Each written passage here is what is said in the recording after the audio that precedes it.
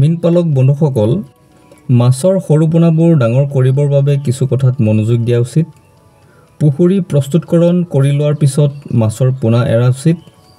পুখুৰী প্ৰস্তুতকৰণ বুলি কওঁতে পুখুৰীৰ পাৰ চাফ চিকুণ কৰি লোৱা, পুৰণি বোকাবোৰ আঁতৰাই পুখুৰীৰ তলিখনত চূণ গোবৰ প্ৰয়োগ কৰি লোৱাৰ পৰা আৰম্ভ কৰি পানী শুদ্ধিকৰণ আৰু মাটি পানীৰ প্ৰবায়টিক ব্যৱহাৰ কৰি ল'ব লাগে।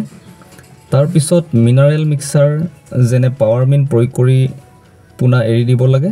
এনে কৰিলে মাছৰ বৃদ্ধি অতি কম দিনত আপোনালোকে পাবলৈ সক্ষম হ'ব। মাছৰ সৰু পোনাবোৰক যাতে চৰাই, সাপ, ভেকুলী আদিয়ে খাব নোৱাৰে তাৰ প্ৰতি লক্ষ্য ৰখা উচিত। তাৰ বাবে চৰাই নাহিবৰ বাবে আপোনালোকে এণ্টি বাৰ্ড নেট ব্যৱহাৰ কৰিব পাৰে, পুখুৰীৰ পাৰে পাৰে বান্ধি দিব পাৰে। এনে কৰিলে চৰাইবোৰ পুখুৰীত অহা বন্ধ হ'ব আৰু সৰু সৰু মাছৰ পোনাবোৰ আপোনালোকে চৰাইৰ পৰা ৰক্ষা কৰিব পাৰিব।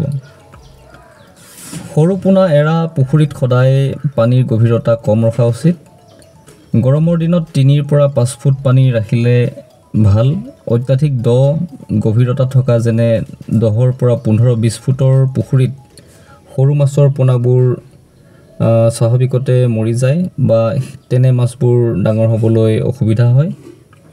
সৰু পোনাবোৰক সদায় উচ্চ প্ৰটিনযুক্ত দানা দিয়া উচিত। কম প্ৰটিনৰ নিম্নমানৰ আহাৰ ব্যৱহাৰ কৰাৰ ফলত মাছৰ বিকাশ দেখিবলৈ নেপাব। বহু মীনপালকে মাছক খাদ্য নিদিয়ে, যাৰ ফলত মাছ ডাঙৰ হোৱা দেখা নাযায়।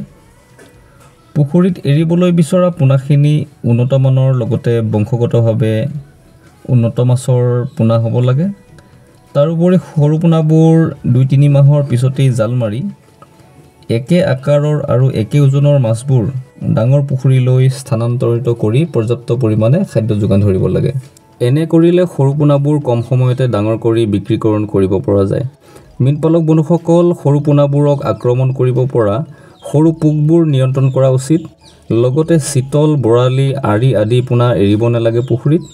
এই মাছসমূহে মাছৰ পোনাৰ বিস্তৰ ক্ষতিসাধন কৰিব পাৰে। অৰ্থাৎ বৰালি, চিতল, আৰি আদি মাছবিলাকে যিহেতু সৰু মাছৰ পোনাই ভক্ষণ কৰে, সেইকাৰণে য'ত আপুনি সৰু স্পন এৰিব বা ফিংগাৰলিং চাইজৰ মাছৰ পোনা এৰিব তেনে পুখুৰীত আপোনালোকে এই মাছকেইবিধ এৰিব নালাগে।